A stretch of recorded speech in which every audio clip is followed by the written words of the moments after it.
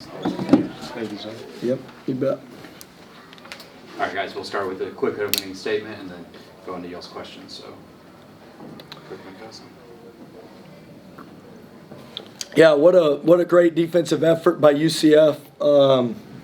I just felt like Coach Dawkins had the guys ready and competitive, and anytime we got to where we could put the game closer, I thought a big play was made by Johnson making a three or a steal by Sellers and getting a layup. I mean, anytime we felt like we were kind of getting close, I thought one of their guys stepped up and made a really great play. We had a hard time guarding them in the interior, and then ultimately, you know, in these kind of games, it feels like if we can make threes, we can find a way to counter punch. But we weren't able to do that, and UCF had a lot to do with that. Their defense, I thought, was great, and their change in defense has caused us problems, and we had a hard time keeping them out of the paint and protecting the basket.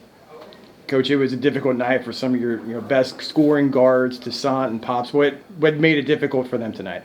Yeah, well, I mean, there's a lot of length and athleticism out there, and the changing defenses, the press back to zone, the press into man, the full court pressure, and you know, we had, I thought, some decent looks, probably a few of them a little too deep.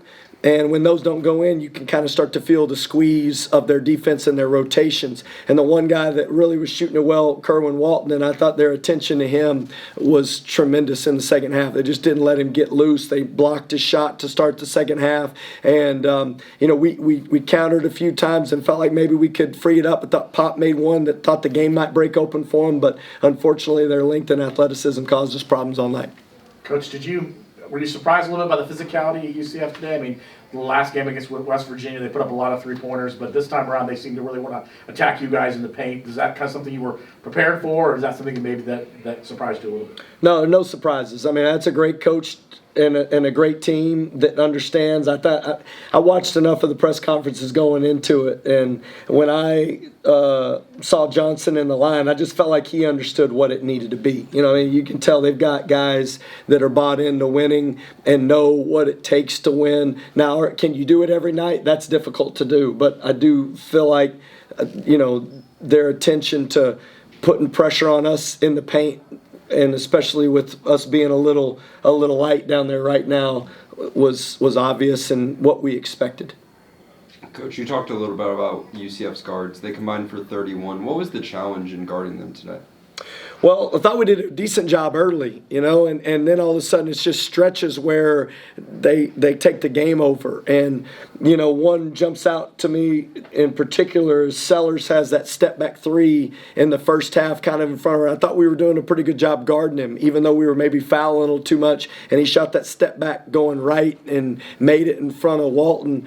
And then I was like, okay, you know, they're really trying to put pressure on us. And you can feel that they were sensing the urgency of winning the basketball game. And, you know, those are two really good guards that we guarded, I thought, better last time and struggled tonight to defend them. This is your first time coming down here, you know, and playing UCF at Edition Financial Arena. Just what did you think of the whole fan atmosphere tonight? Yeah, I mean, it's great. I mean, Terry Mahajer gave me my first Division I opportunity at Arkansas State. And I'm extremely thankful for him, Coach Z, Carlos McCants. I mean, those are all guys that I'm familiar with and thankful for. And I know they know what it takes to win. The atmosphere here was fantastic. You know, it was loud. And, you know, you could tell it gave their guys a lift and a lot of respect for them. You mentioned UCF's defense, but when you go through a long stretch without making a field goal, I think it was almost 9 minutes without a field goal. What were you seeing at that point that maybe needed to change, or what? How do you break through when you're just kind of slamming your head against the wall? Yeah, good question. I think two things that I really felt like were important was you can't shoot shots going away from the rim against their size and athleticism. Even though you feel like maybe that's the only way to get it off, I think you got to still be aggressive and play through their chin and play toward the basket. And we had that stretch. We probably settled for some threes without getting paint, and then we weren't physical at moving toward the rim because you can't draw fouls, you can't do anything. But their length makes you want to shy away from it. and play away from the basket, but you got to do the the opposite of that. You got to be aggressive and play at the rim. And when we did, I thought we did that early in the game, and we were able to draw some fouls. But as the game went on, we resisted. We went away from the resistance and can't play that way. UCF, you guys were tied on the rebounding stat sheet. Although you guys were tied, it seems like UCF had a lot of timely rebounds, especially offensively and late in the second half. What was going on in that situation, and how are they able to come out with those? Yeah, we guarded them late into the clock, and I think it's those obvious rebounds, the ball's coming off, and what can we do about it? And I think the fatigue factor over the course of the game settled in on us, and I thought they were rotating guys, and you look at the minutes played, Johnson played 32 minutes, but everybody else was 20 to 19, and then you look at our minutes played were 39, 35, 40, 37, and I felt like the end of the game it really wore on us. Their physicality and size and ability to rotate guys, finally got us on our heels enough, and we weren't able to play with the same physicality at the end.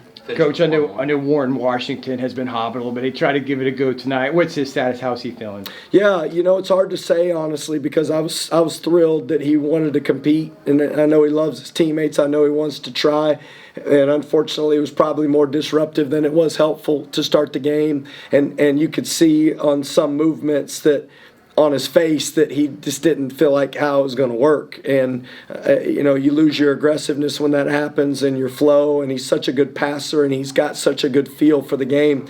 We just weren't able to take advantage of that feel because you could tell he was trying, but it wasn't time quite yet. You good? Did you Yeah. have one more? Yeah, just one more and we'll finish. How did Jennings getting into foul trouble early in the first half affect your guys' game plan? Yeah, he had 4 fouls, and we tried to get him out before he got his fourth. When he got to 3, we just couldn't get stoppage, and I'd already used timeouts and didn't want to use a third timeout in the first half to get him out. But at that point, on the next possession, he comes down and gets a foul before we could get him stopped, and it's my fault. I didn't do a good enough job coaching tonight to help us in that situation. Should have got him out sooner. All right, thank you. Appreciate it. Thank you, Coach. Thank Good luck. y'all. Great atmosphere, great coaches, good team. Thank you.